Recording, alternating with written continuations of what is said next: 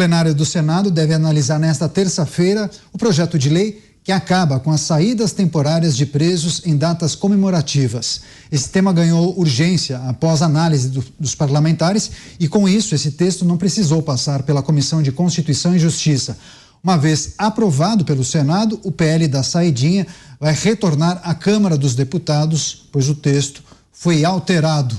Você, Roberto Mota, em meio às discussões sobre a fuga em Mossoró, presídio de segurança máxima, também reflexões sobre o sistema carcerário brasileiro, tem esse assunto que está diretamente ligado, né? Mota, você particularmente é um defensor do fim das saidinhas temporárias. Por quê?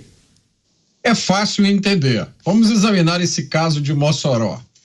Trata-se de 2 criminosos altamente perigosos, certo? Eles têm uma pena de prisão a cumprir, uma sentença que lhes foi dada. Em algum momento dessa sentença, esses 2 criminosos terão direito à progressão de regime. Em algum momento, eles serão transferidos para outro presídio e vão ter direito a passar o dia inteiro na rua e só dormir na cadeia. Aí eu pergunto a vocês, qual será o processo mágico que vai transformar esses 2 criminosos, de criminosos perigosos que eles são hoje, para criminosos inofensivos, que podem andar pelas ruas durante o dia? Tá?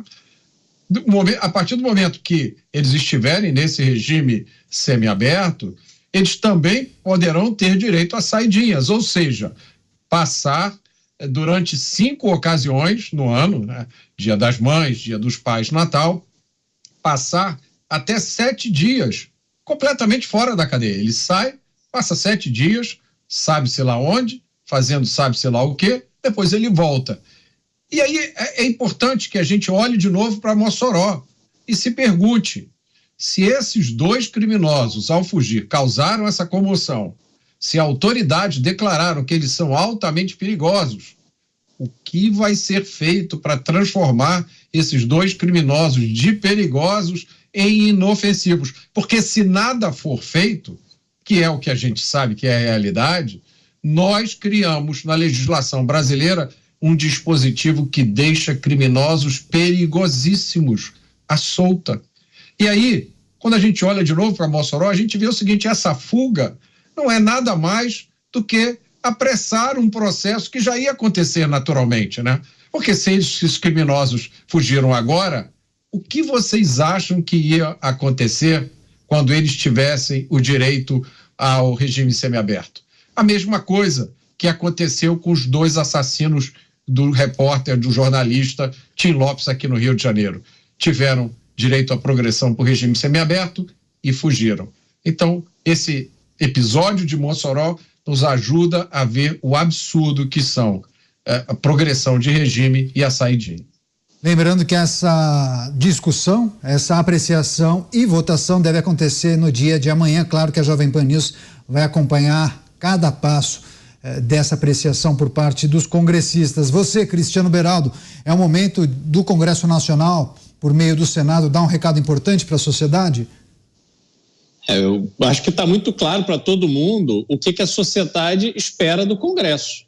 É inimaginável que o Congresso faça outra coisa que não rapidamente concluir essa votação e que a Câmara também, que já tinha decidido pelo fim da saidinha, vote o novo texto que vai vir do Senado para a gente virar essa página nesse livro sangrento, triste, que é a história do cárcere no Brasil. Essa festa que virou esse negócio de entra e sai de prisão para poder passar datas comemorativas com a família. Me explica a lógica disso. Não há lógica nenhuma, né? Isso só tem um papel nesse processo de romantização do criminoso. E a gente tem que acabar com isso de uma vez por todas no Brasil. Porque graças a esse comportamento, sobretudo da esquerda brasileira, que vai estar há anos nesse processo de limpar a imagem do criminoso, de se aproximar do criminoso, de dizer que o criminoso ele é um reeducando, ele é uma vítima da sociedade, ele é um pobre coitado, isso e aquilo. a gente vê o que está acontecendo com o nosso país. Não há possibilidade do Brasil vencer os seus desafios se a gente não resolver o problema da criminalidade. Porque as pessoas menosprezam isso. Mas você vai conversar com empresas multinacionais que eventualmente precisem enviar os seus alto-executivos para o Brasil, aí esse executivo que está ali com orçamento muitas vezes de bilhões e bilhões de dólares para decidir aonde ele vai investir, ele chega no Rio de Janeiro, em São Paulo, tem que ter um carro blindado, porque a empresa não deixa que ele vá se não tiver um carro blindado. Aí ele entra num carro blindado, com segurança e tal, vendo essa realidade. Qual o sentimento que ele leva do Brasil? Que o Brasil é um lugar muito animado, muito festivo, muito bom para fazer investimentos? Não!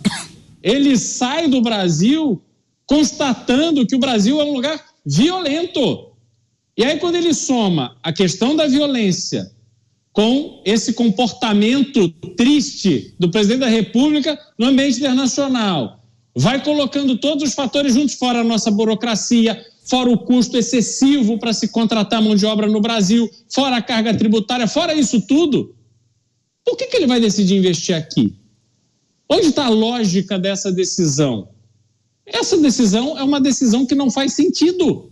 E se nós não cuidarmos dessa questão da violência, que é primordial para que a gente resolva os outros problemas, nós nunca vamos sair dessa corrida atrás do rabo. O Beraldo falou que não haveria lógica, mas só para lembrar a nossa audiência que, na época da implementação da medida, a justificativa era que o dispositivo colaboraria, ajudaria na ressocialização e recuperação do condenado, do apenado, do detento. Justificativa e lógica, né, Caniato? Não, tanto que a gente repercutiu aqui e colegas nossos chegaram a entrevistar alguns especialistas no assunto, salvo engano, acho que o Mota participou de uma dessas entrevistas, e não há números que comprovem que o dispositivo acabou colaborando na ressocialização e recuperação do detento e do condenado. Você, José Maria Trindade, o que a gente pode esperar dessa votação amanhã? Há chances dos congressistas abrandarem, suavizarem o texto? Assim, vai ser aprovado, já é um bom sinal e as chances de reduzir ali a possibilidade de retirar. Muita gente está tirando direito de pessoas que são, sim, recuperáveis. Mas a legislação brasileira, como o Mota falou, aposta na recuperação. E é preciso a ressocialização. Ou mais cedo ou mais tarde, você vai ter um encontro ali na esquina com um desses condenados.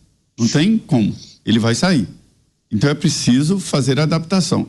Só que eu defendo esta adaptação depois de cumprir a pena. É preciso cumprir a pena integral e depois fazer a tal ressocialização ou adaptação. Eu acho que se alguém é condenado a 10 anos, cumpra os 10 anos, aí depois haverá adaptação e um laudo do psiquiatra, que seria a condição para ele voltar à sociedade. Dizer, não, tá tranquilo, oferece risco à sociedade, não pode soltar. É um exemplo do Adélio Bispo, que tentou matar o ex-presidente Jair Bolsonaro. E ele não foi condenado, ele foi considerado inimputável. Na época, houve um debate, inclusive aqui nos Pingos nos Is, dizendo que amenizaram, eu falei, não é isso.